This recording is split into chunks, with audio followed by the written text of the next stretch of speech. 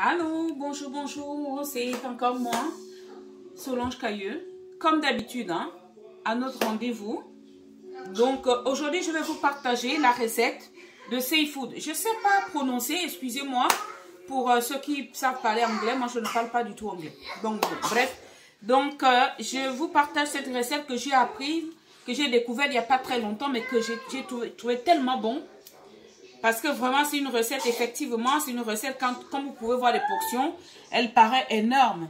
Mais sachez-le, que les portions que vous voyez là, c'est selon moi, c'est en fonction de chez moi. Parce que nous sommes nombreux. Donc, je me suis permise de faire autant. Si vous êtes moins nombreux, si vous êtes 3 ou 4 personnes, vous pouvez toutefois réduire la quantité d'ingrédients. Comme vous pouvez le constater, moi, c'est en fonction de chez moi. Donc, je vais vous présenter les ingrédients, les différents ingrédients. J'allais dire que aussi un peu l'inconvénient de cette recette, ça peut paraître comme ça, c'est parce qu'il y a beaucoup d'ingrédients à rassembler. Vous aviez, comme vous pouvez le constater, vous aviez là le maïs, des pommes, la patate, la pomme de terre en fait, la pomme de terre rouge, je préfère, parce qu'elle tient, elle est un peu plus ferme pour ce genre de recette. Vous aviez la patate douce, vous aviez donc les pignons de poulet que j'ai marinés et que j'ai frits. Voilà, je vais intégrer les pignons de poulet dans ma recette. Donc, vous aviez ici les saucisses fumées. Vous aviez l'œuf dur. Vous aviez les 2 oignons, donc oignon blanc, oignon rouge. Vous aviez l'ail. Vous aviez du beurre, ici. Vous aviez là, donc, les pinces de tourteau. Ou de tourteau, je crois, c'est ça, pinces de crabe. Vous aviez ici des crevettes crues. Vous aviez des crevettes cuites.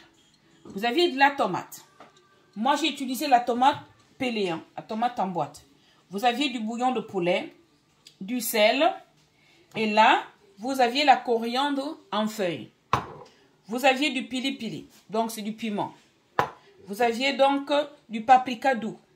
Et moi, je rajoute ça. Sincèrement, moi, je mettrais plus ça. Donc, la sauce piment, là, je la mettrais, sauce piment et ail. Ail et gingembre. Voilà, je mettrais plus ça que le pili-pili. Parce que je ferais goûter cette recette mes enfants et petits-enfants. Donc, le piment, ce serait un peu trop fort pour eux. Voilà. Donc, je veux plutôt mettre un peu de côté le piment. J'utiliserai plutôt les deux. Donc, paprika doux et donc cette sauce-là. Voilà, et nous allons passer à la cuisson de la recette. Donc là, on va passer à la cuisson. Je vais commencer, contrairement à la recette ou aux recettes que j'ai pu prendre, je vais mettre d'abord un peu de, voilà. Là, je vais faire cuire mes pommes de terre là-dedans, mais je mets quand même un peu d'oignon, hein, parce que au lieu de plonger comme ça les pommes de terre à l'eau, moi, je mets quand même un tout petit peu d'oignon. Voilà. Pour que les pommes de terre et du maïs, que ça puisse quand même avoir aussi les mêmes assaisonnements que dans l'autre sauce en fait. Donc ça.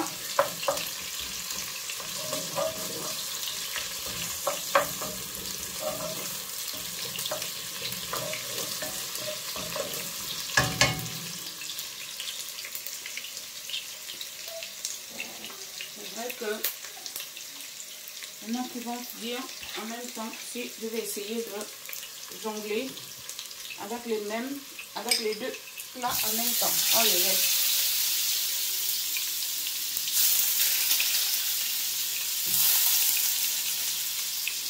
ça, c'est l'inconvénient de cette recette. Parce que franchement, du beurre, il y en a. Hein. Du beurre. Hein. Beaucoup de beurre.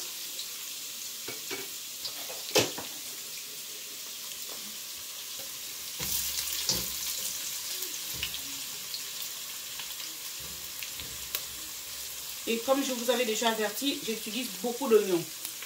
Beaucoup d'oignons. Moi, mes recettes sont vraiment, on pourrait plutôt appeler les sauces à l'oignon, quoi.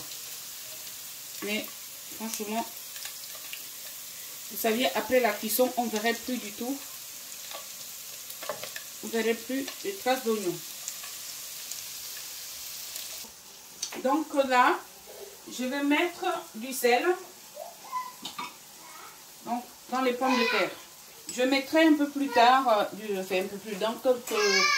un peu après du maïs, quoi, parce que la pomme de terre est un peu plus difficile à cuire que le maïs. Donc, je mets en fait les mêmes épices que j'ai prévu mettre dans la sauce. Je mets exactement les mêmes épices. Parce qu'il faut que mes pommes de terre aient aussi les mêmes saveurs que la sauce en fait. Cette recette-là, en principe, la plupart des personnes la font voire même en 3 étapes. Moi, je la fais en 2 étapes. Parce que 3 étapes, pourquoi 3 étapes? Parce qu'il y a certaines personnes qui font comme ça, font revenir le reste des crabes et consorts. Et après, dans une autre poêle ou une autre casserole, ils font revenir des crevettes qu'ils rajoutent après la cuisson du plat. Tandis que moi, je ne fais pas comme ça. Je fais comme là, vous pouvez constater que je suis en train de faire revenir les oignons. Donc mes oignons, je les fais revenir comme ça, avec du beurre bien sûr, et beaucoup de beurre. C'est vrai que j'ai tendance à dire que c'est l'inconvénient de cette recette, parce qu'il faut quand même pas mal de beurre. Hein. Bon, pour des personnes comme nous, qui essayons de perdre des kilos, mettre autant de beurre dans une recette, ça nous fait friter un peu, mais c'est pas grave. Ça nous fait flipper. Mais c'est pas grave. Le goût est là. Et après la cuisson, on n'a plus cette impression-là d'avoir mis beaucoup de beurre. Donc là, je mets des tomates. Je mets des tomates. Mais sachant que les recettes que j'ai vues, moi, les personnes, du moins les quelques personnes que j'ai vues, n'ont pas mis de tomates. Et moi, j'ai mis la tomate, je sais pas, parce que ça me donne envie de mettre la tomate en fait. Ça ne veut pas dire que ma recette serait meilleure, plus bonne que celle des autres, non. Mais moi, j'ai cette envie-là de mettre la tomate. Voilà. Je mets la tomate comme ça, on remue forcément. Donc, on va laisser un tout petit peu mijoter, revenir la tomate et tout. Et après, je rajouterai un peu des crevettes crues. Voilà. Donc là, j'ai rajouté un peu de saucisses, donc les saucisses fumées. Maintenant, je rajoute du poulet. Pourquoi je rajoute du poulet maintenant, sachant que le poulet est déjà cuit, hein? C'est un poulet, c'est les pilons de poulet, je les ai fait mariner et j'ai frit. Donc, ils sont déjà pratiquement pré-frits. Je les mets quand même avant le reste des crevettes et le reste. Et c'est pareil, hein.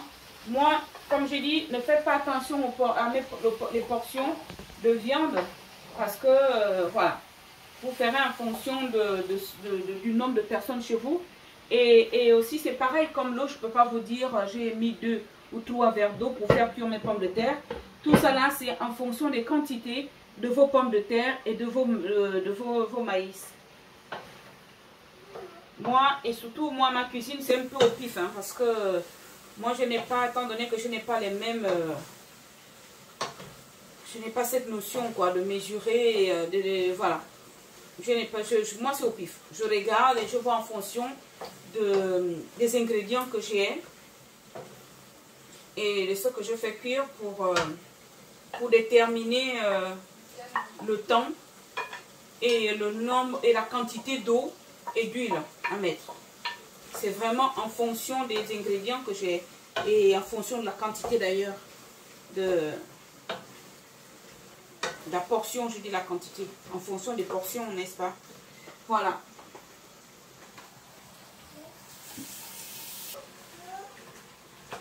Donc, je rajoute l'eau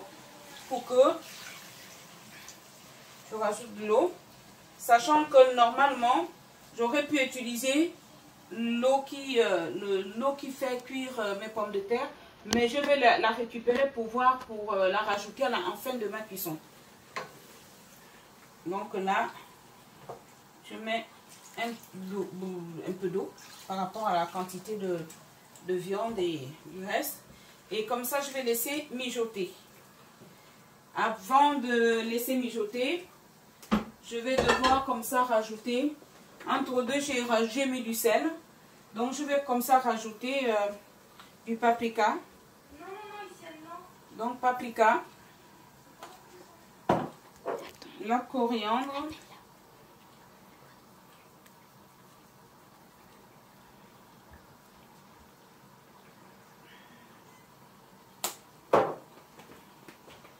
donc je mets quand même un tout petit peu de pili-pili. J'espère que ça va pas trop.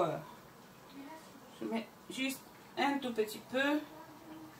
Parce qu'il y a une fois, j'avais mis. Apparemment, j'avais mis un peu trop, quoi. Parce que. Ouais, certaines personnes n'ont pas pu bien manger. Parce qu'il y avait trop de piment.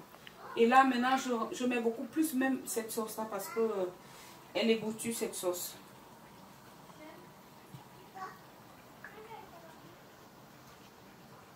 Voilà.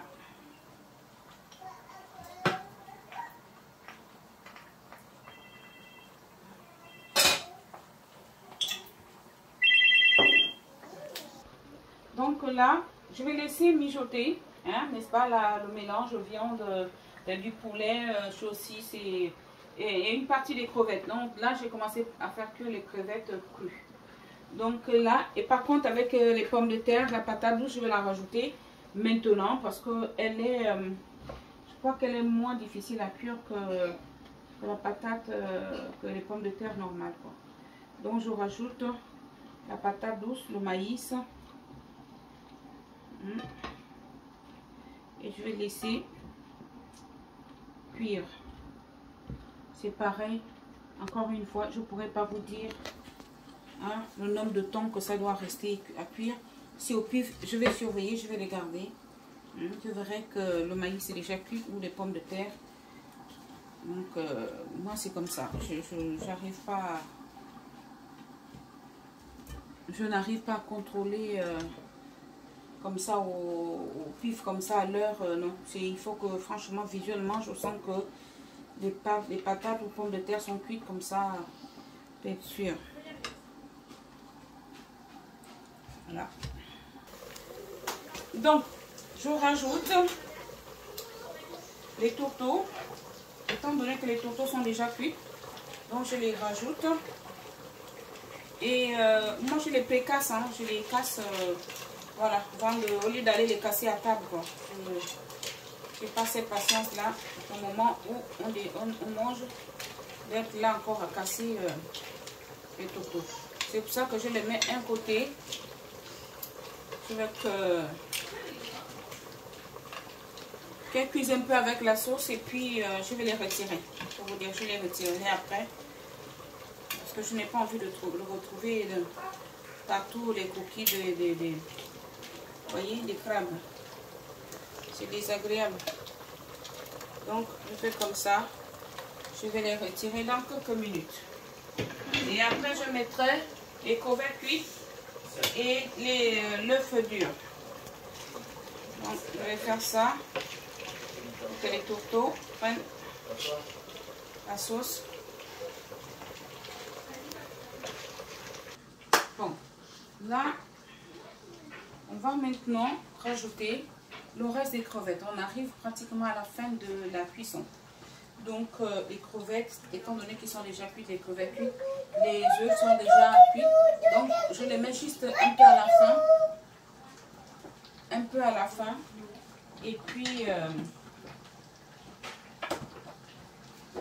voilà.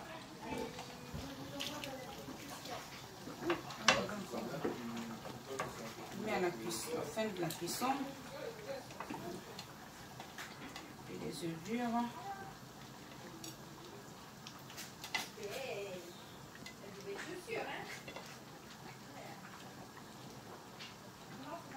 Je vais essayer un peu de mélanger. Après, je vais donc disposer le maïs qui est en train de cuire avec les pommes de terre. Et je crois que je vais commencer par retirer les pommes de terre et les disposer dans la sauce. C'est comme ça que je fais. Donc les crevettes cuites n'ont pas besoin de cuire longtemps. Je les laisse juste un peu mijoter afin qu'elles puissent s'imprégner du goût de la sauce, l'assaisonnement de la sauce. Et puis les œufs durs, c'est pareil. Donc là, dans quelques minutes, je vais récupérer les pommes de terre et les disposer aussi. Vu qu'elles sont en train de cuire dans cette casserole avec